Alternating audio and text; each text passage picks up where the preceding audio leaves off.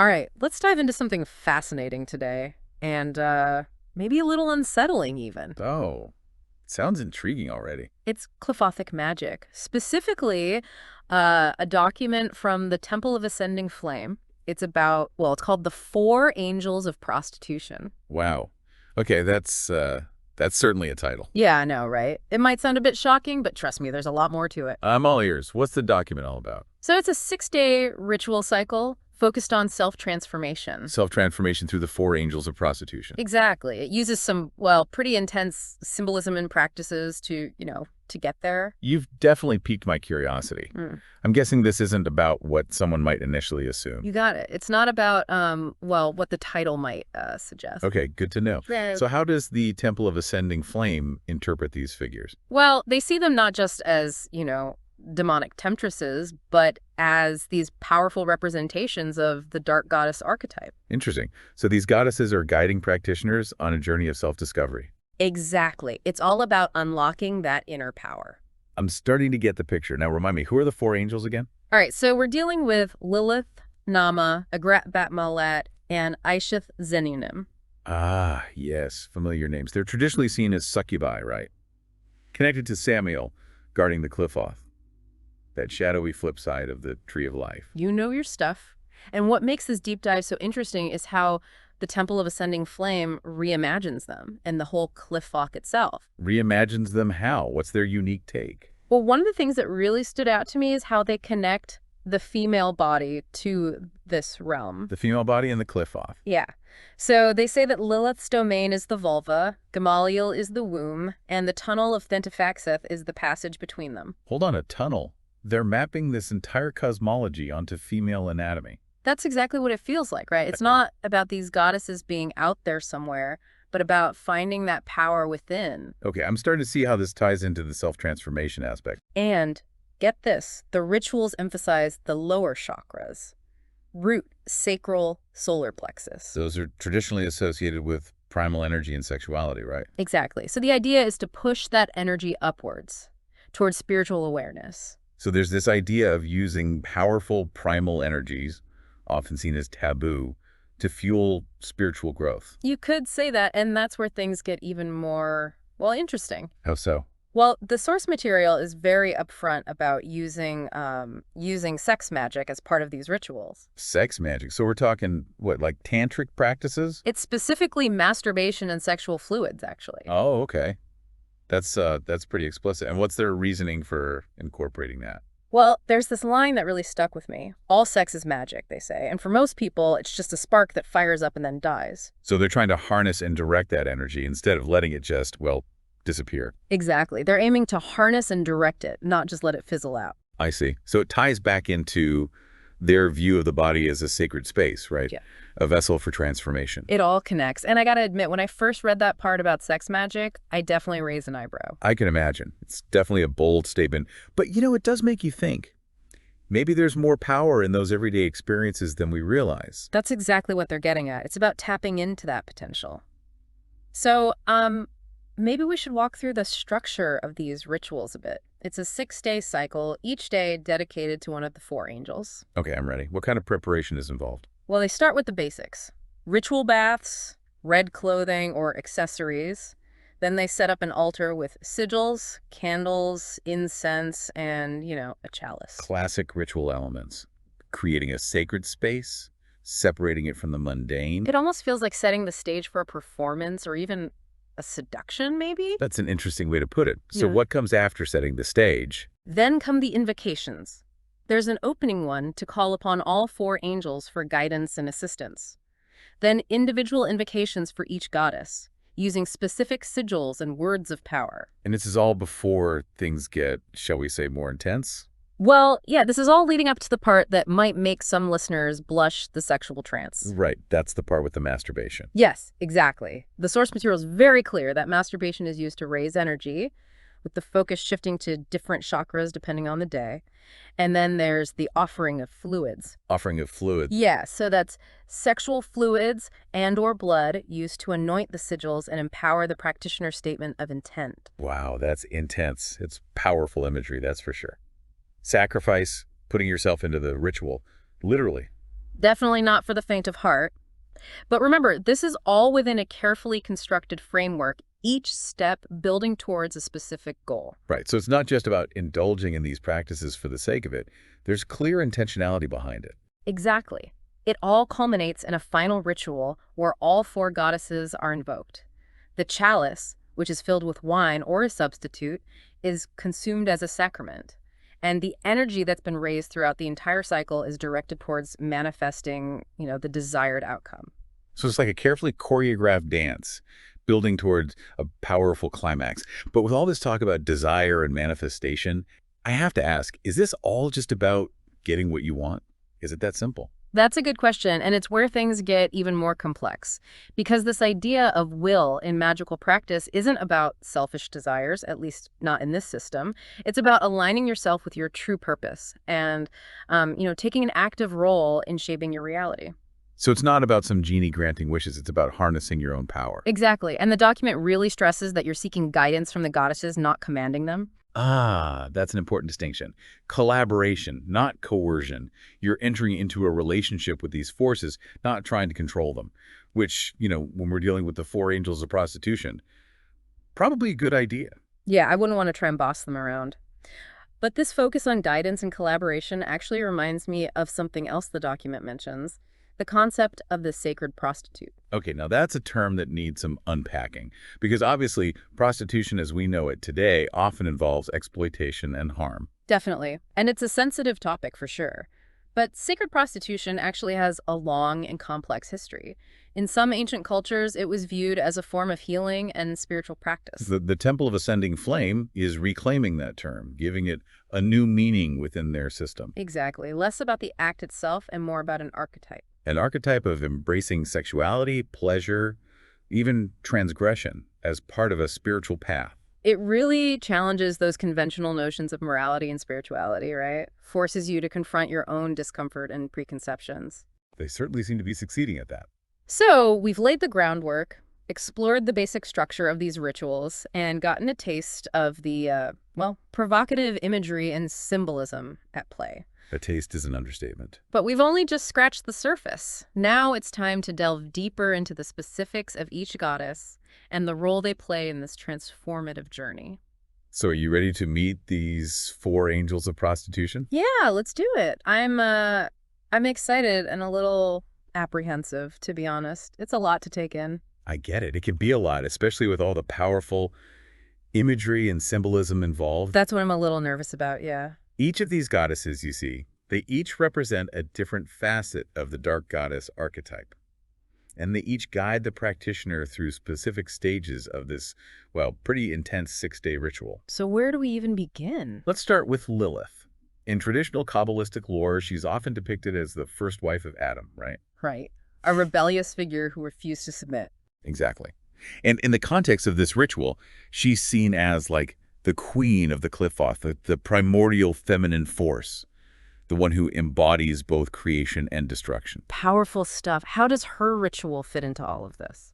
Well, the source material describes her ritual as the binding force of the entire operation. It involves gazing into her sigil and chanting an invocation that calls upon her to, awaken from her slumber. Awaken from her slumber. Yeah. There's that chalice imagery again, too. This time, it's filled with the nectar of death and transformation. Pretty intense, right? Oh, wow. Yeah, that's a lot to unpack. And drinking from that chalice, which is filled with red wine, symbolizes a communion with Lilith's essence. It's about, being willing to embrace the shadow self, all its complexity. Self. Yeah, it's about confronting those parts of ourselves that we often, try to repress or deny. So it's about acknowledging those hidden parts of ourselves, facing them head on. Exactly. And in this ritual, the practitioner is encouraged to open themselves up to messages from Lilith through visions, dreams, intuitive insights, that sort of thing. Wow. So it's like they're establishing a direct line of communication with this primal force. You could say that, tapping into the source of their own power. And that's just the first day.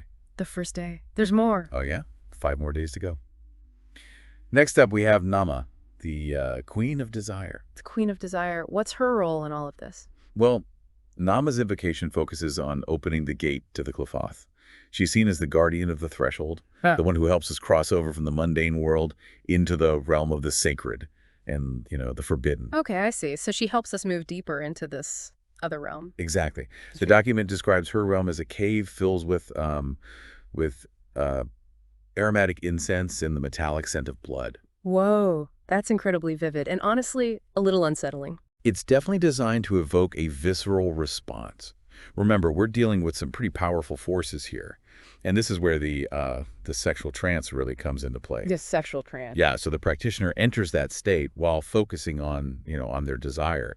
And at the moment of orgasm, they visualize filling a chalice with their vital energy and intent. So they're taking that raw energy and giving it like a specific direction, a purpose. Exactly. And this is where that idea of sacred prostitution takes on a whole new dimension. It's not just about, sexuality for the sake of it. It's about reclaiming desire as a powerful force for manifestation and transformation. So they're saying that desire itself is sacred. In a way, yes. And that by channeling it consciously, we can tap into this wellspring of, creative power. But this journey through the Kilfoth, it doesn't stop there.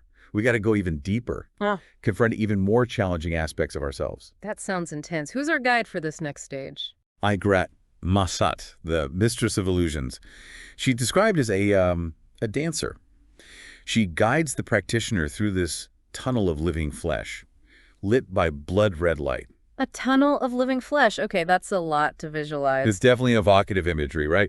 And it really plays into those themes of transgression and challenging accepted meanings that we talked about earlier. You're right. It's about pushing past our comfort zones, confronting the things that make us uncomfortable. Exactly. Agrad's realm is a place where, where boundaries dissolve, illusions are shattered, we're forced to confront the raw truth of our being. And of course, the sexual trance plays a key role in this stage too. Of course. Does the document specify which chakra we're focusing on here? Oh yeah, it mentions that the focus here is on the sexual chakra, right? The one associated with creativity, emotions, the power of creation. So again, it's about harnessing that sexual energy and directing it towards a specific goal. It's all about intentionality.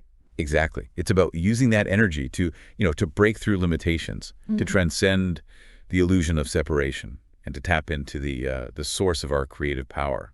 But we're not done yet. We still have one more angel to meet. Okay, bring it on. Who's the last one?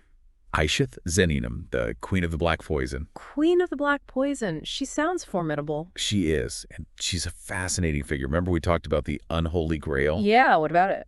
Well, that's associated with her. Her invocation focuses on communion with the dark goddess, and it involves visualizing yourself drinking from her grail filled with the blood of the moon. The blood of the moon. So again, we're inverting these classic symbols of purity and holiness. Exactly. And instead of purity, we're dealing with something much darker, more primal.